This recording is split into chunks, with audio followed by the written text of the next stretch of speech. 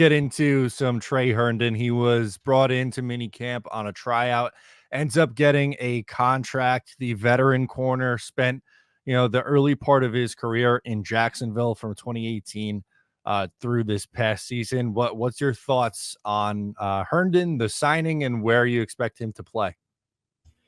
Yeah, I don't know if I do expect Herndon to play. I feel like this is just the Giants adding some depth to the cornerback room and hopefully finding a guy who, if there are any injuries during training camp or any struggles from some of these young players who are expected to start, Herndon can go ahead and get some playing time, get some reps, and maybe start. But I think that this is kind of the underwhelming signing for Giants fans. A lot of them were like, oh, Darren Waller's retiring. Let's go sign Stephon Gilmore. And I made the argument recently on Fireside Giants that that would be a kind of silly decision for the New York Giants. They've been very adamant about developing young talent. They've been very clear that they want these young guys to step into these starting roles. And I think for a guy like Cordell Flott, you're finally getting this opportunity to be the team's CB2. If the Giants were to just go ahead and sign Stephon Gilmore, well, that really takes the wind out of Cordell Flott's sails, and going into training camp, a lot of those practice reps that some of these young guys like Flott or Nick McLeod, some of these reps that these guys would have been getting, they're going to get turned over to a Stephon Gilmore. But now that you sign a Trey Herndon, I don't really think that takes snaps away from a Cordell Flott or anybody else. I think that he just gets added into the mix with some of the backup corners. And hey, if there's some struggles or injuries, he'll move up the depth chart. He's a quality veteran cornerback. He's made some really impressive plays in the past in his NFL career with the Jaguars. He's a good player, but he's not necessarily a threat to some of these other guys competing for roster spots. And I think that's a good thing. I get the appeal to bringing in a guy like a Stephon Gilmore or some other higher end cornerback to immediately start. I understand the appeal, but at the end of the day, that's a signing you don't make now. You make that after training camp has already begun and you see what you have on your roster once the pads come on. So I like this signing from the Giants. I think that this is my preferred way of addressing the position, adding depth rather than an immediate starter. This way, those young guys still get their practice reps and still have the opportunity to develop.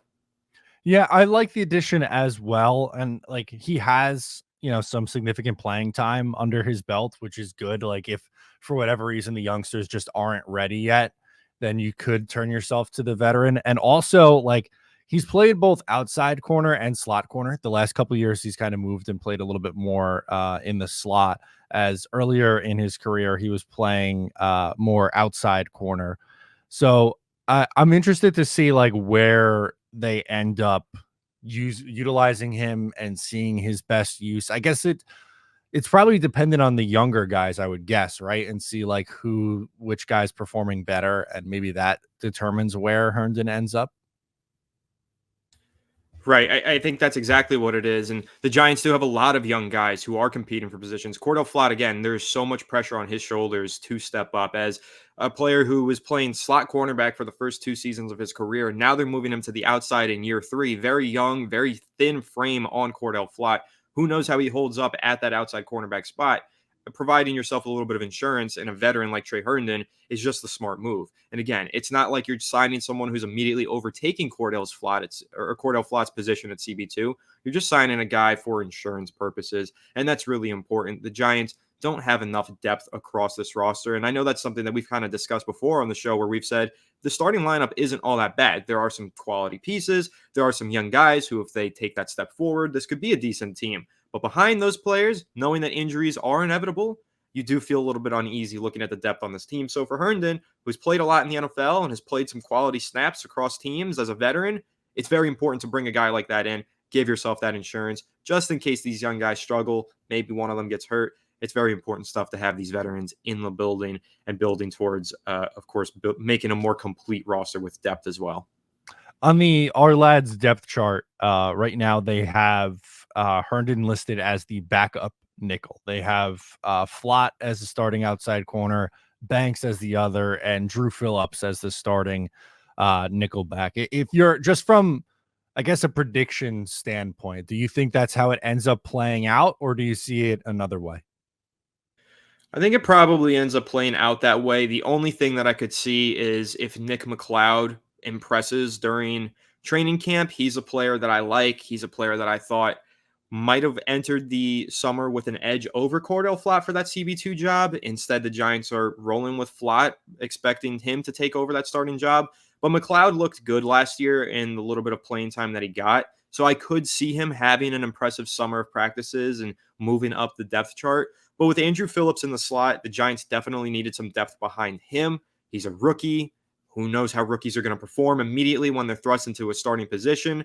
The Giants are putting a lot of pressure on young players and rookies in particular. So having a little bit of depth behind Andrew Phillips is important. Trey Herndon being one of those players that could step up if they need him to. Also, Darnay Holmes, I've read that he was practicing both slot and outside cornerback recently. I don't know what the future for Darnay Holmes exactly holds.